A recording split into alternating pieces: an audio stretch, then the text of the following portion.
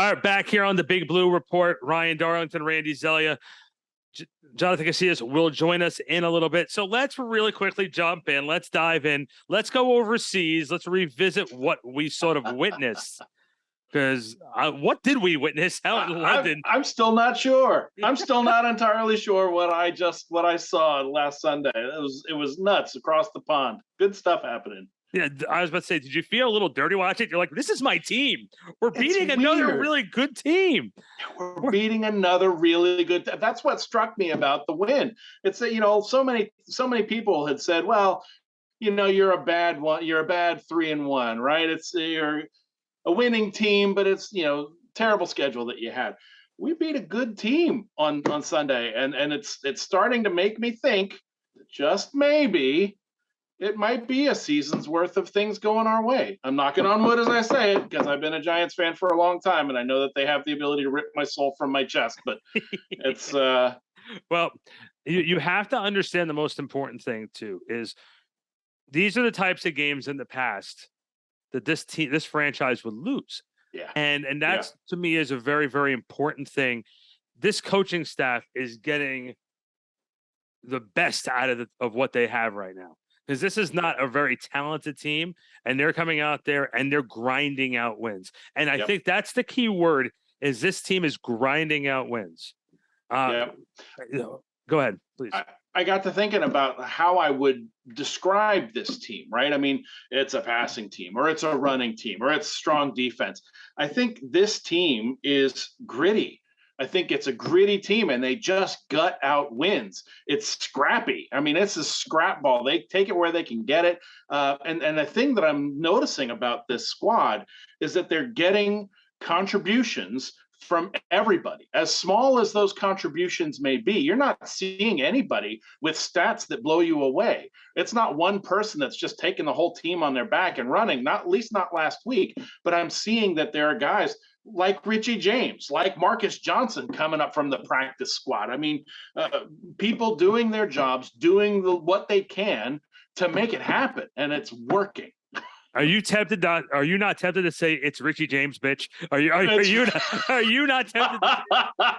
I'll say it. I'm not afraid to say it. It's Richie James, bitch. Richie James, bitch. Absolutely. And whoever would have thought that he was super freaky. Whoever ever thought that he would have been a number one target of Daniel Jones over the last couple of weeks. No one saw that coming. And it's crazy though, because it does change, right? It wasn't him last week. It was finally Slayton showed up, right? Yeah. And so week on week, you never know who it's going to be. And maybe that's the secret to the success, that opposing coaches just don't know who to key on because they're getting contributions from everybody. And you could have Daniel Bellinger running in a touchdown, for God's sake. Who knows? It's just off the wall. And I think you just said something that's very key, because I went back and watched the game on replay. And yes, Darius Slayton, who's been MIA, his face has been on a milk carton for close to 3 years, saying missing. He finally reappeared, and you're sitting there going, okay, like, it's good to see you. Now let's make sure we can get this consistently. That's going to be the key now. Like, this week is a total different animal. Than last week. It's almost like every week you're kind of starting from zeros in a sense, right? Because every week now that we see that we can do it, now that we can see that we can beat a pretty good team in Green Bay, now it's, can we keep doing it? Can we do it again? Can we do it again? Can we do it again? And so I think now's the time to show the consistency, and that's what's going to make believers, right? I mean, at the end of the day, you can have flashes of brilliance, right? But seeing this team consistently play this gritty, grungy form of football that wins games, if they can continue to do that week in and week out, we might just have something pretty ugly but pretty special. Well, and something you just said there, it might be something ugly but pretty special. This might be the worst case scenario that actually happens if this team makes the playoffs, and the false hope. You know what I mean? Because now all of a sudden you got that gritty team, and you're like, oh my God, we're winning games. Like, it could work out where players want to come to this team because of the grit and the coach, or it's the false sense of hope. And then next week we're 3-2 3-14, and then where Yep. you start from scratch again. Sometimes Yeah. winning can be a great thing, and sometimes it could be an evil thing. And I'm It's hoping this is not an evil thing. It's always a double-edged sword, right? I mean, at Yeah. the end of the day, it's always a double-edged sword. And it's funny because you said the word playoffs, and I was like, we've done well, but we're 5 games in, right? I mean, and I guess that's why I was mentioning the consistency before. If we're going to continue to do this consistently, maybe halfway, 3/4 of the way through the season, that's when I'll be a believer that the playoffs might actually be something that we could do. But I think what I'm inclined to do is what I think the coaching staff will have told the team, and that's to take it play by play, day by day, week by week, right? Not getting ahead of themselves, not looking down the line. I mean, every coach says we're focusing on the next team. We're focusing on the Ravens this week. We're going to do the Ravens this week. But I really think that they do a phenomenal job of really keeping everybody focused on not just the team that's coming up next, but the play that's going to happen next, right? On breaking it down into such a granular level that they're only focused on the one thing that they have to do to make that play work. Yeah, and that's true too. And look, Daniel Jones had a game in London. Danny Dimes was Danny Dimes, but I got to tell you, man, you have to, if you are Joe Sean and Dable, you have to really, I don't want to say reevaluate what you're doing, but you have to look at the big picture and be like, this is what we're looking to do. What is Daniel really our guy? Yeah. Is Daniel our guy? And again, winning can also confuse the decision making. Sure. I mean, they're just not there yet. I mean, and this is why I have to caution fans. I have to caution myself, right? It's too early. It's still an evaluation process. Yeah, they've been doing great, right? Danny Dimes had a hell of a game on Sunday. He just did. He was very careful with the ball. He was accurate with his throws. He was clutching third down. He had a great game, right?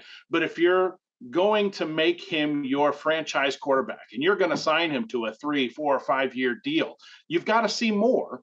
And I'm not saying he didn't do everything that he needed to do. He did. You've got to see that consistently if you're going to sign him up long term. And you're not going to know that. You're not going to know that until, at least 5 or 6 more games in. I was going to say the $30 million question is he your guy? And that's really can't answer it right now. No, you still can't answer it, and you're 5 games in. This upcoming weekend before we get to Baltimore, we'll be speaking to the position coaches in an upcoming practice, and that will be some Big Blue Report exclusives on our audio network. You'll be able to get that as early as tomorrow. Here's my conundrum. I've been waiting to use that word all week. Is conundrum. Good word. Thank you. Thank you. I've been practicing. I read books with big words in it, so I can get my. Listen, you have to educate yourself. Just because I can say the big word doesn't mean I know what it means. But it's there. It's there. Okay? Never mind that now. Never mind that. No. My conundrum with this whole situation is that you have a utility plan in place. If Daniel Jones's people come back to you and say, we want the 30 million or we want the 25 million, and the Giants are like, we'll give you 12, we're going to go see our options. You guys are looking at Tyrod Taylor football next season, which again, may not be a bad thing either. Like you look at the Steelers situation right now, you're going off of Ben Roethlisberger. You're saying we drafted Pickett last year. We're going to see what he has right now. We're benching Trubisky, who's supposed to be the stopgap, right? And they're looking at it as this is going to be an evaluation season for him. Yeah, not everybody else. And now the rest of the team is sitting there going, well, we don't want to be part of an evaluation project. We want to try and win. Giants are sort of like, well, we're in an evaluation process, but we're going further than I thought we were going to go. You're having more success than perhaps you thought you might have. But I mean, I think everybody in that roster, remember what Shane was doing at the beginning of the season. He was bargain basement shopping O-lineman, right? I mean, at the end of the day, he was signing anybody that he could sign that that seemed like they could fit into the system. And they tried out a ton of different folks. He contacted you. He did. And unfortunately, I had some other responsibilities to take care of. But maybe I'll go in next year. But at the end of the day, they were bringing in a ton of different folks. So everyone that's there, minus a few guys that were already on contract, but all of the new guys, they're all fighting for their lives, right? They're fighting for their professional careers. These aren't guys that have 6 and 8 teams clamoring after them, wanting to throw, 7-8 figure deals at them. At the end of the day, you've got a lot of folks that are expecting it to be an evaluation period. They're expecting it to be difficult and week by week. And maybe that's why, the most dangerous folks are the ones that are backed into a corner, right? And maybe that's why there's some success here. Yeah, I agree with that too. And one thing that has to get settled is the wide receiver position. Yeah. You sort of need to know who's going where. Yeah. Like, what is going on with Kadarius Toney? What is going on with with Wandale Robinson? What's going on with all these guys? I would love to know that, but I wonder, at the end of the day, part of me is like, if it ain't broke, why are you trying to fix it? Right? We've got contributors. We've got guys that are doing what they need to do, right? We've got Richie James doing his thing. We got guys coming up from the practice squad and Marcus Johnson. You've got Darius Slayton doing his thing. You've got Sills doing his thing. It's working. So, is it as big a problem that you don't really know what you're going to do with Kadarius Toney, or you don't really know how involved you want Galladay to be, or any of this kind of stuff? I think if we find that all of a sudden they all get the dropsies, right? And wide receiver production tanks, right? It bottoms out. And I'm knocking on wood as I say that, because God help me if I just ruin the Giants season. But thanks for putting that in the universe, Ryan. Yeah, I know. I put it out there. As soon as I did, I wanted to bring it back in. There's always one guy who has to put always that one damn guy. Yeah. Anyway. Well, listen, I'm not one to talk, because I'm sorry, we have to stop this and say this. And our producer Andrew Fumi, is great. He's always helps me out at practice or doing these recordings. And I don't think he knows this fact. And Ryan does know this fact. Every single week I pick the other team against the Giants. The Giants win. The 1 week I picked the Giants, they lost this year. Every other week I picked the opposite team and the Giants have won. Yes. So you know what's going to happen. Continue. Yeah, we're going to work well, but now that you know that, and now that you've put it out there, you can't continue to do it, or it's going to go the other way. That's just the way karma works. Yeah. No, you're right. I don't want to admit that you're right, but you're right. Yeah, no, nobody ever does. That's all right. You've been talking to my ex-wife again. I don't. We're not going to go there. Meanwhile, back to the Giants, and we're going to cut that part. Maybe. We're gonna go back to that a little later. Anyways, no, but you were saying. I'm sorry, I interrupted you with the superstition stuff, and go ahead. No, I was just saying. I think at the end of the day, if it's not something where you're noticing that there's a market decline in wide receiver play, they're not catching balls, they're not running clean routes, they're not doing their blocking assignments the way they're supposed to, and the team suffers because of it, right, then we have a wide receiver problem. But if at the end, if they continue doing what they're doing and we continue winning games, then is it really a problem if those guys aren't on the field? I don't think it's much of an issue, too. It also doesn't hurt that you have a guy by the name of number 26, Saquon Barkley, in the background, who can help. It always helps when you have an MVP candidate going on over there. We're against the clock right now. This is the Big Blue Report. I'm Randy Zellea. That's Ryan Darlington. Jonathan Casillas will join us in a couple minutes. We'll be back right after this with more Giants talk right here on the Big Blue Report.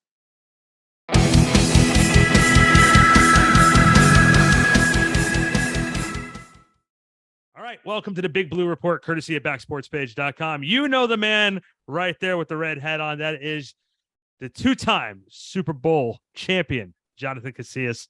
It's his show. We're happy to be with him. I'm Randy Zellea from backsportspage.com, along with Ryan Darlington. Special thanks to our producer, Andrew Fumi, for making us look and sound good. And, guys, we're talking about a 4-1 team. Now, last week, JC, I texted you afterwards and I said I was wrong. Yeah, it takes a bigger man to admit that I'm a big man. I will be that man. What a win for the New York Giants in London, and I got to tell you, man. It seems like every week I pick against them, they keep winning. So I don't know if I should follow that trend or not. Yeah, keep picking against them. Keep picking against That's what I said. Definitely pick Baltimore this week for sure. Yeah. I mean, yeah, it's gonna look really good. Yeah, I'm gonna pick Baltimore to win by 6. The Giants win by 25. Let's get that going. So here's the thing, JC, and listen, you've been on the road playing this game. Is there a particular feeling with a team when they go across to London or they're on the road? Is there the us against the world mentality that you guys as players would feel it in that, especially in that type of situation out in London? Yeah, definitely. I think any road game is like that. It's the hostile environment. I used to thrive in that environment. Like I don't got to worry about my family being there. Like we all love our families to watch us, but it's a hassle when I was playing in Jersey, I had 18 people basically coming every game. And a lot of that I was like, Ma, you got to handle this, or Pops, you got to handle this. and it becomes a lot sometimes, but like in London, like you're not really worrying about too many people out there coming to see you, so it's literally like you just out there with your brothers, you out there with your brothers. And any team driving down to Philly, Giants got to drive down 95 to get to Philly. Like you get down there and it's fans outside, some want autographs, some got they fingers up, some got their knives out. Yeah. But like that's definitely Philadelphia, by the way. Yeah. I always embraced playing away. I loved playing away. I love shutting the crowd up. I love having the crowd boo the home team. Like that's the ultimate goal, is what you want. And it's funny too. Oh, sorry. Go ahead, Ryan. I was just going to say, have you ever been, one of the things that I was thinking about this squad is that there seems just like they're really gritty and they're really scrappy and everybody's doing their job to contribute to the whole. And I guess I'm wondering if you've ever been on a team like that, right? Like what's it like to be on a team where you're scratching and clawing and scraping for every win, but it's working, right? Nobody expected you to quite be that good, but it's working. Well, what's that like? I think that's on any winning team. Yeah, any winning team, they're this close to losing 3 or 4 games. This close to losing 3 or 4 games, but the good teams always find a way to win these games. And at the end of the year, you look back and be like, wow, like we almost lost to this team. We came back from, 10 down here in the fourth quarter. Like you start looking at that, and that's what builds resiliency. That's what builds toughness. And you go through adversity, you go through controversy during the season. Somebody gets hurt, somebody got to fill in, That's what really makes a team, a great team. The Giants are a good team right now, which is, I'm so happy I could say that out loud and really mean that. They're a good team. I don't think we don't know who's truly a great team quite yet, because the season is still, developing. It's still real early. We're still kind of in that second quadrant of the season. We're not even halfway. So teams are emerging as good or great right now, but we won't know until like the end of November, when people start making those playoff pushes, if a team's really a good team or a great team or a bad team. Tom Coughlin always used to say he used to break the seasons up in quarters. Mm-hmm. The first 4 games of the year, then the next 4, then the next 4, then the next 4. I've always been a proponent, especially with preseason football not being the most high caliber football that it can be going into a season, that the first 4 to 5 games, you might get to see some upset wins because teams are still getting themselves into football shape and still working out the kinks. Do you think that we're seeing the best of the New York Giants right now, or do you think that there's still major level of improvement that can happen here? They got a ways to go. Like this is a good team, and what Ryan was saying earlier, they show grit. They show the fight that I don't think we've seen in the past few years from this organization, and we see it on a week-to-week basis. It don't look pretty every week, but they figure out how to get the job done. And I love it because look, as much as we talk about these receivers, Kadarius Toney, Slayton, the kid from Detroit, them, I truly believe they're going to start showing up. I believe they're going to start showing up because it's only so long that you can be on a winning team and not win. They have to win.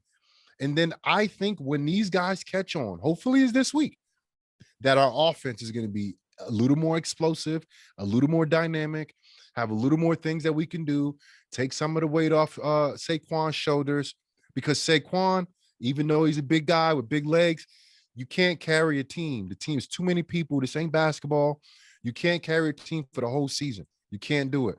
And I think what the coaches are doing, I think they're doing a good job in limiting Daniel Jones' mistakes. And I think this is on him. Daniel Jones is the most decisive I've ever seen him in his career. Is he still making mistakes? Absolutely. But he's making them quick. If you make a mistake and you make it fast, you have a chance. You have a chance.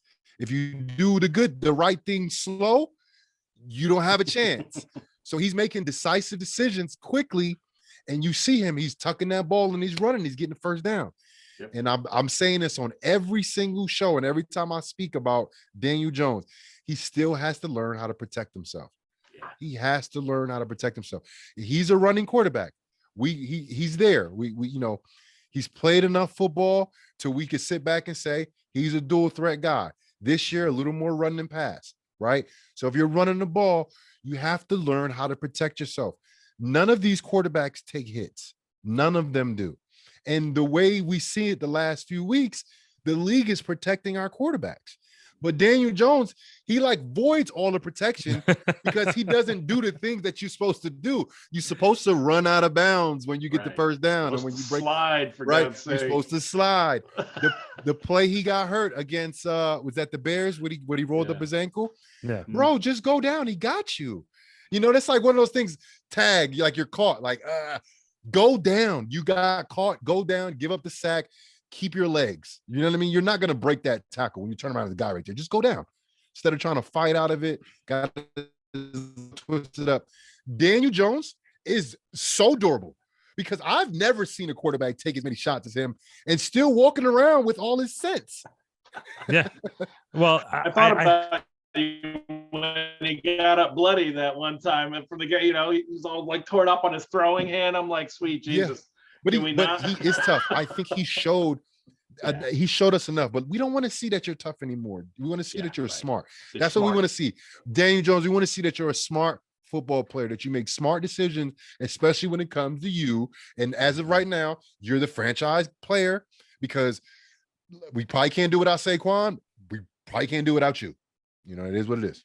Let me ask a question, though, and I think this is a fair question to ask because of the inconsistency of the head coach, the inconsistency of the offensive coordinators, and the inconsistency of the offensive line. Is Daniel making some of these mistakes in year 4 that he probably should have been making in year 1 and 2 because he didn't have that consistency earlier in his career? That's a good point. I never even thought of it like that, but I think you can say that for sure.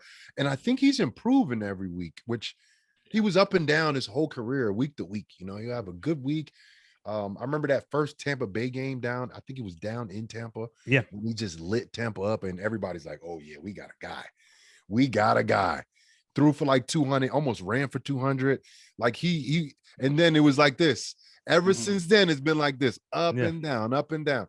And I think now he's not turning the ball over, which is, the Giants are +1 in the takeaway turnover ratio, and we don't even take the ball away a lot. So I think that says a lot about him and his ball handling and his ball control, because we know about his ball handling. He did a good job against Chicago with that. Was it Chicago? Bro, my days and my games be running together. Like once, if it's not the next game, all the other games are like compiled together. As long as you don't start bringing up Eli in some of these conversations, we're good. We're good. Yeah. We're good. What game was that when I tackled Aaron Rodgers? Oh yeah, the Packers. Like what the heck? Before we move on to a couple other things, let's finish talking about the Packer game. That defense in the second half really made it difficult for Aaron Rodgers, and something that we spoke about last week. Aaron Rodgers, when the back is against the wall in the fourth quarter, he struggles. I think that's the best way of saying it. And it felt like he was really having a difficult time reading what the Giants were doing. How much credit do these guys, Dexter Lawrence and Kayvon and McKinney and all these guys, deserve right now for really making Aaron just on the field, just totally out of his game plan, out of his comfort zone? They deserve all the credit. That Yeah. sack by Dexter Lawrence early in the third Huge. quarter, I think that was the turning point in the game, because after that, the Giants held the ball for the entire third quarter. Yeah. Right. They had the Packers had a 3 and out, which was like a 50 seconds maybe. Yeah. And Giants went on a 15-play drive and a 12-play drive and got points out of each one. Yeah. At that point, I looked at Lance Meadow. We doing a pregame show. I said, the Giants are dominating this team. They're dominating the Packers. Like, they're kicking their ass right now. Yeah. Like, straight up. It was no question about it. And then the only points that were scored were points that were scored on purpose. Yeah. We right. took The a safety safety. on purpose. So Yeah. technically we scored 19 points. We gave them 8 points. When you put it that way, you know, it's also very interesting too. And I know you have strong feelings about this because you and I have discussed it many times, where you said that Hail Mary in the 2016 playoff game against the Packers sort of changed the outlook of the organization. How much, as a former player who was around at that point, how much did this win mean to you in that sense? Because there's, again, because of the history and the feelings that you have towards it. I think it puts like hope that we're actually a good team again. You know, because the Giants franchise over history has been a solid team, a good team, right? Even the years they won a Super Bowl, not great regular seasons, right? But they show up in the playoffs, right? That's what the Giants have been known to do for forever, right? And we're starting to see kind of the same mold, right? A quarterback that can make plays, confident quarterback that can make plays, a strong running game, a lights out defense, and a great D line. And I think we have some of those things. We have to be more opportunistic with that ball. We have to get some interceptions. We got to get on that sack.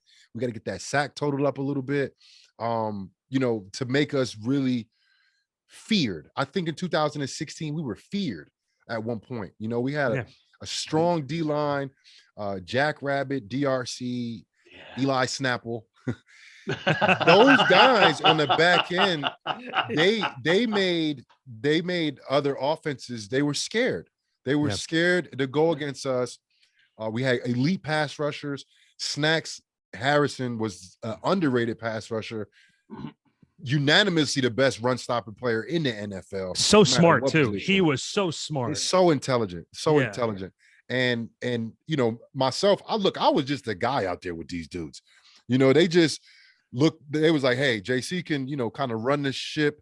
You know what I'm saying? But like, I definitely wasn't one of the better players on the team.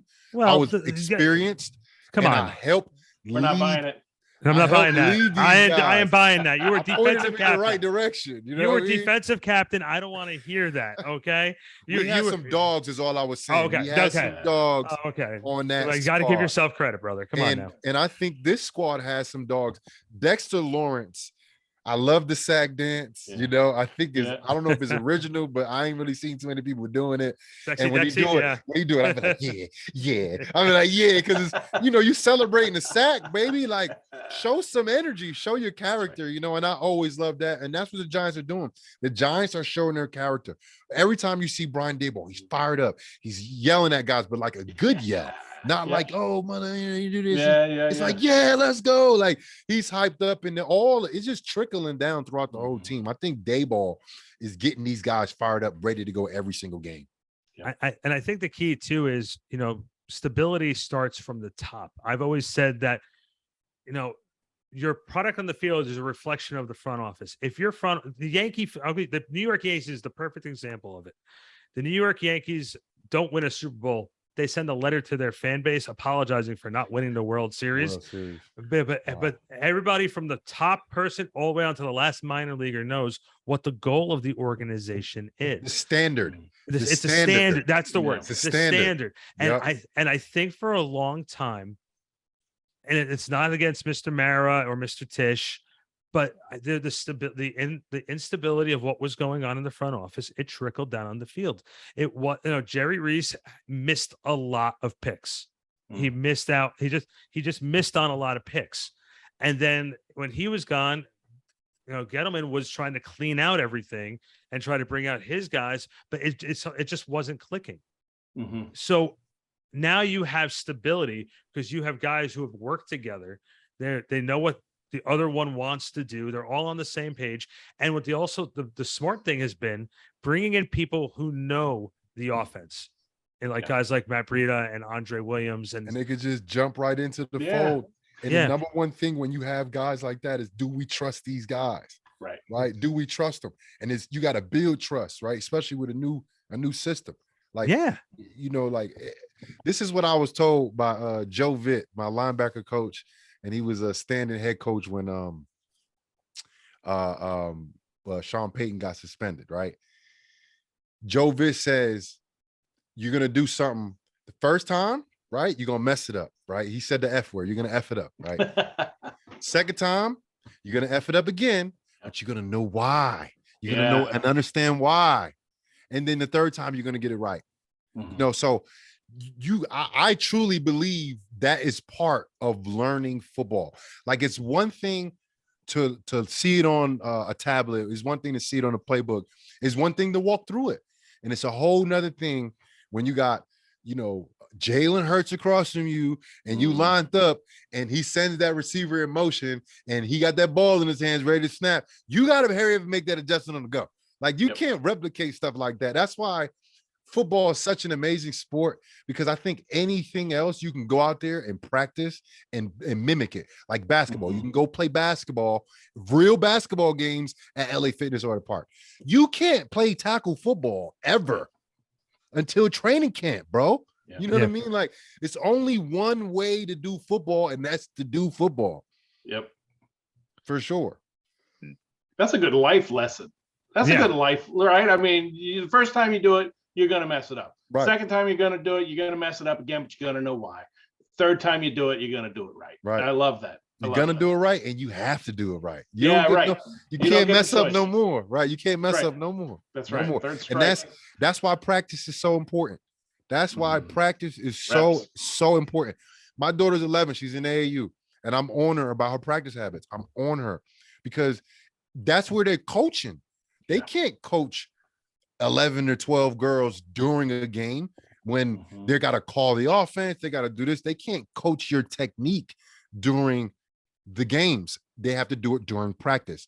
And I keep telling her, you're going to get better at practice. You have to have a better approach at practice. You got to take practice serious, just like you do the games, because it's true. Yeah, we hate practice. We may not like it because it's gruesome, it's boring sometimes, but it's where you learn. That's what the NFL paid me for. You don't got to pay me to play. I play for free. You got to pay me for practice, though. Right. You got to pay me for practice. There's no cheering for you at practice, baby. No, man. Nope. You ain't going like this as you're walking off the field at practice. We're not pulling an Allen Iverson on this one. Nope. Right. I can't believe we got an Allen Iverson reference. Yeah, all right. Right. I'll take the practice comment. That's great. So now you turn the page from London and the Packers over to the Baltimore Ravens. I don't want to use the term trap game, but do you guys think that they might be a little bit of you don't want to have an overlooking of the Baltimore Ravens in this situation, especially because this is a high-powered team. This is a high-powered offense with Lamar Jackson, and the defense is really solid. Yeah. I'm sorry, guys. I gotta think that they're happy that they've been winning. I think that they know that they're facing Lamar Jackson. That's Lamar Jackson. Right. MVP, right? I mean, that's Lamar Jackson. This is no joke. This is no walk in the park. We know JPP. He's on that squad now. And he had a sack last week. He had a sack last week. First play. Coming off his couch, dude had a sack, right? I mean, so at the end of the day, I got to believe that, especially this coaching staff, they've got them dialed into the fact that you are going to have to work your butts off 100%. to get this game right. Right. There's so many things that they can do. And it's such a different kind of system than they saw last week. Yeah, they had success against Aaron Rodgers. And I think they do have to do a lot of the same things to keep Lamar Jackson off balance a little bit that they did to Aaron Rodgers. But they got to know, man, this is no walk in the park. This ain't taking candy from a baby next week. He is you got to throw Josh Allen in discussion, probably Mahomes. But he's the most dangerous person at that position. Like I said, you could throw Josh in there, you could throw Mahomes in there. he can do anything. Like when everybody's covered, that's when he's the most dangerous. Do you hear what I'm saying to you? When everybody does their job and everybody's covered up, that's when it's Lamar Jackson's time. And if you're playing man to man and you don't have a spy, he's going to get a lot of yards. He's not going to get hit like my boy Daniel Jones. Like the guy, he's an elite. I don't want to call him elite quarterback. He's an elite football player. Yeah. Because he's a lot more than a standard quarterback.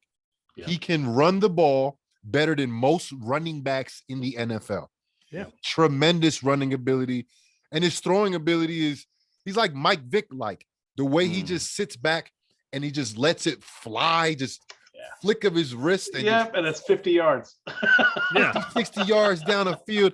That was like Mike Vick, effortlessly. Like it looks so pretty. He throw a pretty deep ball. But then think about their defense, right? Because they have Bateman, right? He's out. I think Bateman's out, right? They got Duvernay. They got some guys on offense. Dobbins. They got some good running backs. Blake. But you look on the defensive side of the ball, adding JPP to that mix with Owe, and then all the guys on the backside. Marcus Peters played lights out last week against the Bengals. Lights out. He's playing like he wants to be defensive MVP. And he's the type of guy that'll go in against this game and be like, I'm going to have 3 picks they throw against me. Yep. He's that type of guy to call his shot. I know it. I've seen guys like that. DRC's like that. JBP's like that. Yep. And you got to be careful with those guys. Those are game changers. JBP, game changer. They got a lot of good players in that defense, so we definitely have to be aware. Yep. And I'm looking at the injury report for this week. The Giants is so long. Jaheed Ward did not participate. He's resting though. He's all right. Okay, good. Tyrod Taylor. I like him a lot. Tyrod back on the field today. Good Jamie Gill back out there. Did not participate. You ready? Kenny Galladay, Tony Jefferson, Jason Pinnock, Kadarius Toney still not practicing. Saquon was limited. Darnay Holmes limited. Dory Jackson limited. Aziz was limited. Wandale Robinson is still limited. Man, I really want Wandale back on the field. Yeah, me too. Back on the field. He never was on the field. He was only there preseason. He got like 3 snaps. You don't count that. You don't count that.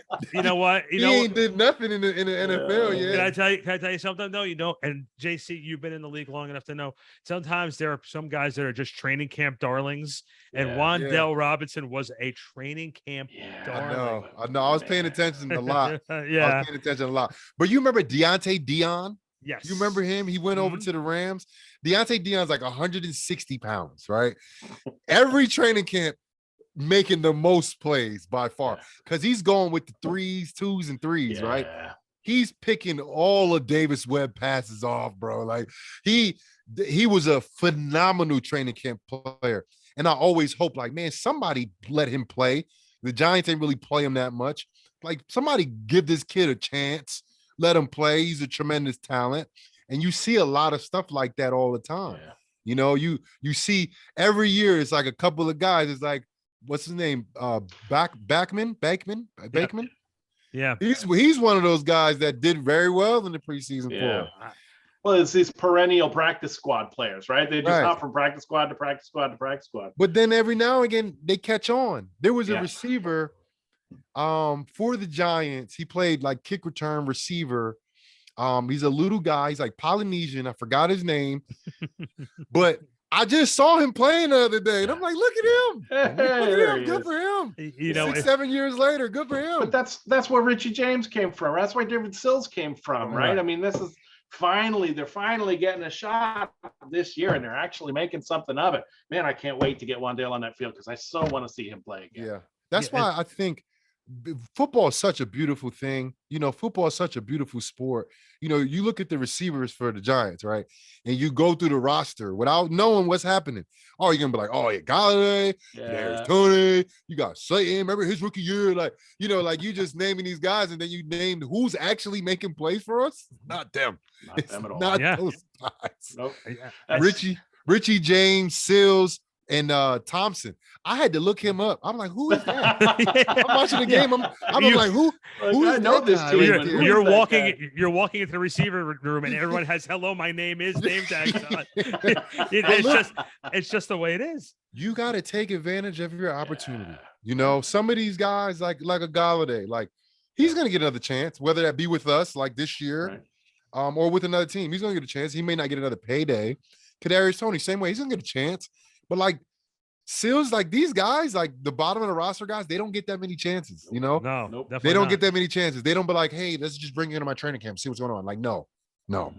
You had your chance, and they're taking full advantage of that chance right now. I love it, and and I love seeing that. That's the purity of the game. Somebody that nobody ever thought would have any kind of shot at making a pro receiver team, a pro team, and they're out there and they're making the best of it. They're not getting huge games, they're not doing that, but they are contributing and they're making things work. I love it. Perfect example of that. Victor Cruz. Yeah, Right. yeah, out of nowhere. Yeah, Right. and But I mean, that preseason game though against the Jets yes, is like, like every time it comes on, whether it's on Instagram, I'm like watching like I've never seen the plays before. I was like, man, that was a bad man. When Vic was young, Vic was a bad man. And I hated when the last year he played with the Giants in 2016. I hated when people would just say, "Oh, he's washed up" and stuff like that. He may not be the Victor he wasn't. Cruz. He may not be the Victor Cruz of old, where he's breaking 90-yard run plays, 90-yard pass plays to the crib, 99 yards. Yeah, But still a quality receiver, still a really good slot receiver, like very good quality receiver. And if Eli was a little bit better that year, just a little bit better during the regular season, oh man, we would have been. I mean, we was trouble in 2016. Dallas went 14-2, lost to us twice. Like they didn't want to see us in the playoffs. You know what I mean? Like Dallas didn't want to see us in the playoffs. They knew it was going to happen. They already knew. A lot of people didn't want to see us. You know, even Green Bay. We went up to Green Bay. We was handling them. And then Aaron Rodgers and the Hail Mary happened. We're not going to talk about that. We're not. We're not going to. We're having a good show. We're having a good show. You're right. There's Go Giants. We just beat the Packers. yeah. JC's like, I need a minute. But there's two things I got to point out real quick. One, a little did you know here, there's only 2 players in that wide receiver room right now that has caught touchdown passes from both Daniel Jones and Eli Manning, and that is Darius Slayton and Sterling Shepard. And the funny thing is, too, you mentioned about Victor Cruz's last year with the Giants. And it certainly feels like the same role that Sterling Shepard has with this receiver room right now. Yes, he's taken some major injuries. Obviously, he's out right now, but he's the wise man in that room. And he was like Victor was in that room. He was the heartbeat for those receivers at that time. Sterling is that this year for them, even though he's not on the field, he's still the heartbeat. One thing I got to bring up also, and then we'll put a stamp on last week. This was they considered the upset of the week. JC, I have to ask this question now, looking at the remaining schedule. And there was a lot of questions about Green Bay too, about their receivers and what kind of quality they really are. Again, we're still in the beginning part of the season, so teams are still figuring themselves out. But looking at this remaining schedule for the Giants, if you had to say that besides the Cowboy game, what the next marquee game for this team is, that's at a caliber of a Green Bay besides the Cowboys, and I guess maybe with the exception of the Eagles too, because obviously your division games are important. But then what other marquee game can you look at and can say that this is going to be a measuring stick for this team for this year? See, I don't really look at it like that, man. When you play the game, you can't overlook nobody. You can't. Like, I'm looking at the schedule right now. Like maybe the Texans, but the Lions, they lost, badly last week, but they was averaging like 35 points a game. The Jaguars have one of them young stud quarterbacks that could just light you on fire at any time. Seahawks, they're, I guess, trying to figure out what they got going on over there. I don't know. Like, I wouldn't say there's anything like marquee wise or like, anything to be like, oh yeah, if we do good against them. I think this week is a good test for us for sure. I think the Ravens, with the guy like Lamar Jackson, who, like, he's a guy who, if everything goes wrong, he can still have a good game. Like he's a phenomenal against Miami, right? I mean, he's He's a phenomenal Yeah. talent, and he can't tackle people, but if he could, I think he would, and he might be good at that too. But look, you never overlook. I don't think anybody does that, in the league. I think collectively, given, like, let's say Giants went out, right? Let's say Giants went out, Ravens, Jaguars, Seahawks, Texans, Lions, right? So that make us like 10-1 or something, right? So we going into the Lions game. Now that could be an upset game, right? Yeah. Because Cowboys is huge. Cowboys probably only going to have one loss, maybe two losses with Philly, maybe three.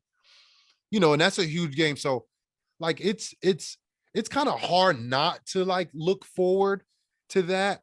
You know what I mean? But that's a certain scenario that presents itself every now and again to a team, and you have like an upset or a letdown from the players. But please believe it, every week is a must-win game. There's only 17 of them. You have to win a lot of your games. You have to win a division, because if you don't win a division, you leave it up to the gods. You know what I mean? Like, you just leave it up to the universe to decide your fate. So your number one thing is winning division. So with that being said, the Giants are in no position to overlook anybody. We got a one-loss team in our division, and we got an undefeated team in our division, possibly the best team in the NFL in our division. I think this week, Dallas versus Philly is going to be huge. Oh, yeah. If Philly beats Dallas 6-0, and you beat it, because Dallas got a heck of a defense. And if they can survive them and beat them, the league is going to be in trouble with Philly this year, because they're almost like, when you look at their whole roster, it's almost like the Rams from last year. It's like an all-star roster. They got Bradbury, you got big play Slay, you got Gardner Johnson. Don't forget about him. They brought him over from New Orleans, right? Like, they're loaded all over the ball. Fletcher Cox is still playing a high-level football. Like, bro, this is a scary team. They're running the ball very well with these running backs. And Jalen Hurts is doing that RPO. Like, he's even more. I think he's running their offense better than Lamar Jackson probably has ever ran the Baltimore offense. When I say that, it's not saying he's better than him. I'm not saying that, but it looks like he's just following the offense. It's like he's going through his reads and his progressions, and it looks clean when he plays. Jalen is my fantasy quarterback. I didn't draft him, but I'm so happy that he is. I have to tell you, though, what amazes me now, and like, now you look back and you say, how were they ever questioning whether he was going to be the starting quarterback of this team? Because there was a lot of criticism going towards the Eagles, saying, are you sure this is going to be the guy? Well, let's just see how he does this year. We can always go find someone else. Now there's no doubt. But Randy, at times he did look bad last year. Yeah, that's what I'm saying. Look at it like, oh man, what? Like, I've said that watching him play, like, oh man. This year though, it's a different together. Oh man, yeah. When you see a guy who figures it out and figures out what works for him, what they're doing too is that they're highlighting his strengths and hiding his weaknesses very well. And right now you can't tell if he even has many weaknesses, but the Eagles are winning and they have the right combination right now. And look, their playmakers are making plays. Yes. Now, I think that's what we're struggling with on our offense. Our playmakers on the outside, they're not making plays. They're not even playing. Now, here's the thing, though, JC, and it's been a telling tale of the history of the league. There's been a lot of teams in the NFL who would start out 6, 7, 8-0 or 10-0, or win a majority of their games, only have 2 or 3 losses, but lose that momentum towards the end of the year due to rest. Due to, and they just Steelers years ago when they went 11-0 and they just like looked terrible at the end of the season. Remember that? Yeah, God, there was that 2 years ago. That was like 2. Yeah, but like now. Is there, like, I'm not saying that that's going to happen with the Eagles by any chance, but take us through a player's mentality when you're playing on such a high level and you're 6-0, 7-0. Like, look, you played in a couple Super Bowls, okay? So you've had the most pressure that you can have on you, and you succeeded. Can you talk about the pressure that gets added onto you when you have a successful regular season. Yes, That's a lot of pressure. So New Orleans run. Y'all remember New Orleans run my rookie year? We went 13-0. Mm-hmm. We were 13-0 to start the season. And you remember what we did? We lost 3 games in a row. 3 in a row. Crater. Everybody said there's no chance that they go out and win games. There's like a 0% chance. No team has ever lost 3 straight going into the playoffs and won a playoff game. So everybody kind of wrote us off, and not to say we doubted at all. We didn't. We knew we were a good team. Carolina got us at the end. A lot of our starters didn't play, whatever. Dallas got to, play on us at the end of one of them games. And Tampa Bay was always a tough team for the Saints back in the day. That was the 3 teams we lost at the end of the year. But look, at the end of the day, the whole goal, right, is to win a Super Bowl, right? That's the whole goal. So it's like, it doesn't really matter what you do during the regular season. It doesn't really matter. As long as you get into the playoffs, that's all that matters. As long as you get into that dance. There's a lot of like 6 seeds that has won the Super Bowl. I think Green Bay did it. The Giants did it. Yeah, Giants did it in 08, yeah. Or 07. Once or twice. I know they did at least once. The second one against the Patriots, they won the division on the last day of the year. So I know they did it one time. Yeah. Does it Steelers do it? I'm trying to think. I know it was several teams that did it. All I'm saying is, as long as you get in that dance, that's the only thing that matters. That is it. Yeah, it's a lot of pressure. There was a lot of pressure on that undefeated Patriots team, right? A lot of pressure on them. And they showed that they were the best team that year until they met Strahan and them boys and OC and them boys, and they wasn't having it. Again, look, up front dictates the whole game. And once our guys on our D-line play, and Leo's healthy, Ojolari's healthy, Thibodeau's healthy, Dexter Lawrence is doing his thing, Williams, all those guys are in the rotation. They're healthy, doing their thing. Look for them to start like putting their anchor and their foot down and drawing the line in the dirt. Yeah. You know what I mean? Yeah. That's who does it. It's the D-line. For the Giants, historically, that's who's going to do it for us, D-line. Awesome. And Ryan's going to take off, but real quick before we wrap up as well, let's real quickly go around. Let's give our predictions for this upcoming weekend. Mr. Darlington, go right ahead. I was afraid you were going to come to me first. Let's see. I got to tell you, I think I wasn't expecting that the Giants were going to have as much success against Aaron Rodgers as they had. I think they're going to be somewhat similarly successful in reining in Lamar Jackson. So I'm going to go out on a limb and say that the Giants are going to win this one 21-17. I guess I'll go next. I guess I have to pick the Ravens to keep the streak alive. Boy, nothing like hosting a Giants podcast and picking against the Giants every single week. Listen, that seems to be working. Hey, so it works. okay. We're going to be on you about it. That's right. Yeah. And now watch this. This is the week that I'll pick the Ravens, and the Ravens are going to beat the Giants, and then I'm going to be the jerk. I'm going to go 23-18 Baltimore, just because I have to at this point. Nah, but look, at the end of the day, too, sooner or later, when you keep playing with fire, you're going to get burned. And, the Giants have been in games so far this year that they shouldn't have been in. That Cowboys game, they came up short, but they were in it.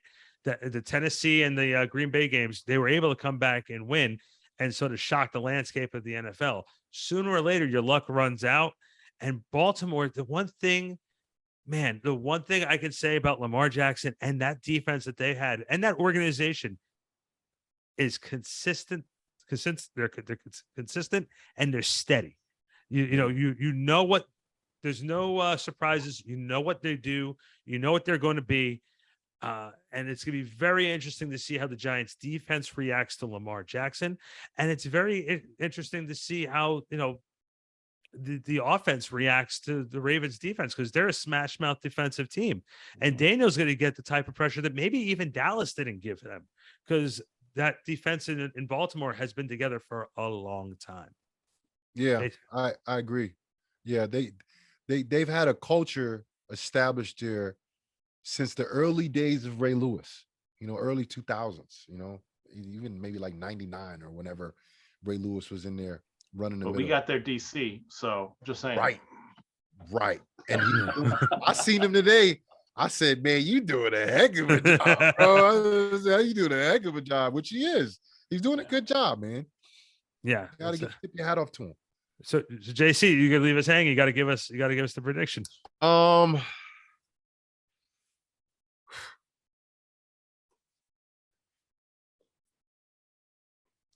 He's working on it. It's coming. I can see it. I think the game's gonna be close. I don't think I'm gonna pick against the Giants until I really think they can lose this game. Like, I think there's a strong possibility that they will lose the game, but I think they can win this game. So I'm gonna pick the Giants for sure. Let's go 28-24. Let's go 28-24. I don't think we can totally stop Lamar Jackson. Oh man, I just saw him running just now. Clip. He's gonna change his pick. That's not a good omen right there. I said, I don't know if we can stop Lamar Jackson. Lamar Jackson running. I mean, he's such a dynamic football player. It's like, if we can hold him to under 20, holy smokes. You know, if we can hold that guy to under 20, that'd be amazing. And look, we got the D coordinator to do it. No one knows Lamar Jackson better. You know, so yeah. I think that it's on our side. You know, I think it's on our side. Cool. Well, listen, we'll be Ryan. First of all, thank you for being back with us this week. We're gonna be right back with more of the Big Blue Report featuring Jonathan Casillas right after this.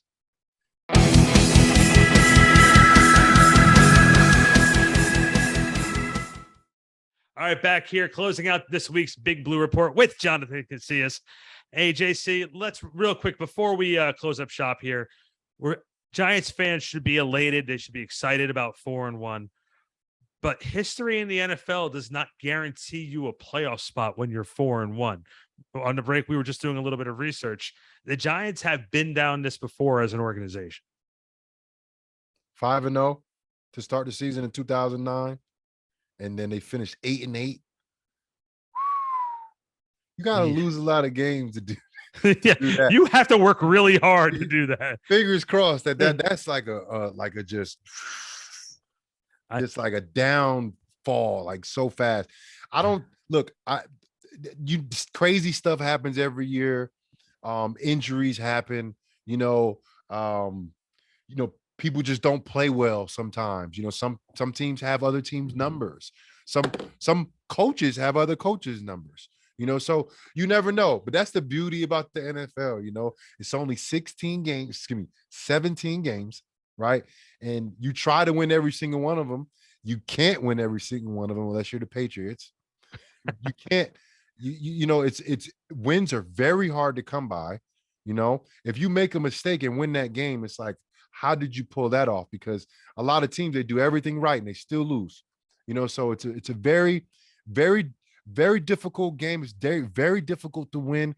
These coaches are thinking at a high level. These players are playing at a high level. The competition, I feel like, is the most has ever been in the league. The players are faster, they're stronger, they're smarter, and then you can't even hit the offensive guys anymore. So, like, the points should be going up. Like, football, to me, it's different than when I first played, but it's still the most exciting sport for me to watch.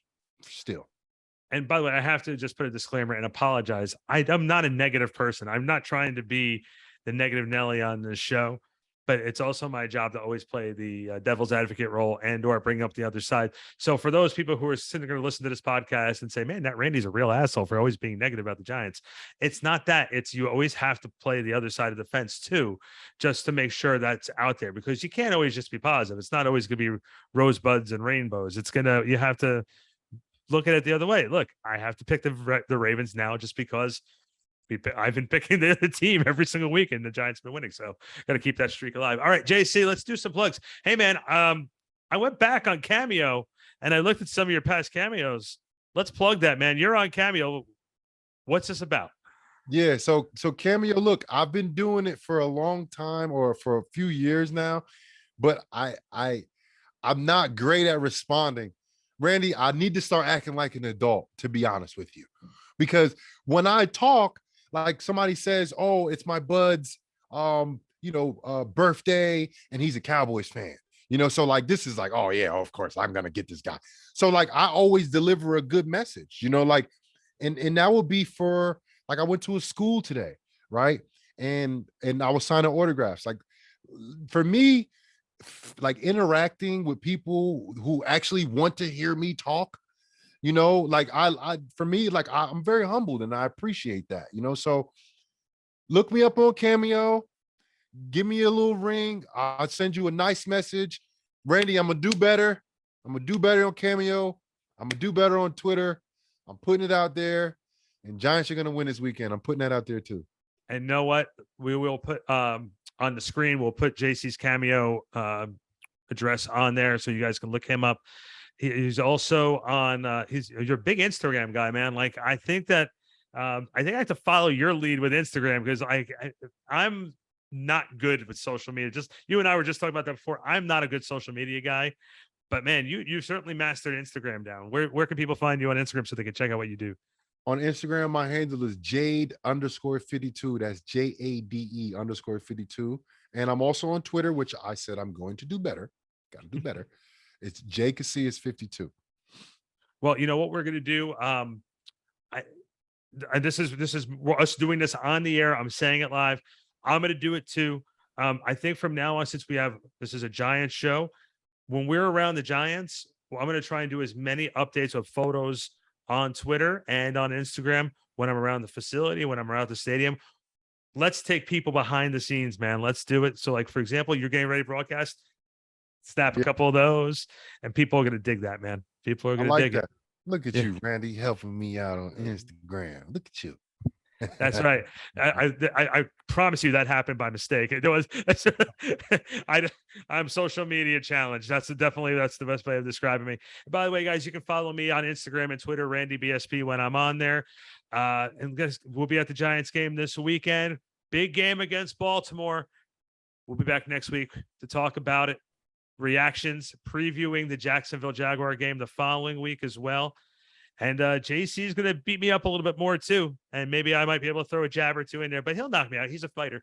So yeah, I just hope he doesn't sack me and I'll end up like in a body cast or something. Well, but we'll try and get through it. For Jonathan Casillas, I'm Randy Zellea from backsportspage.com.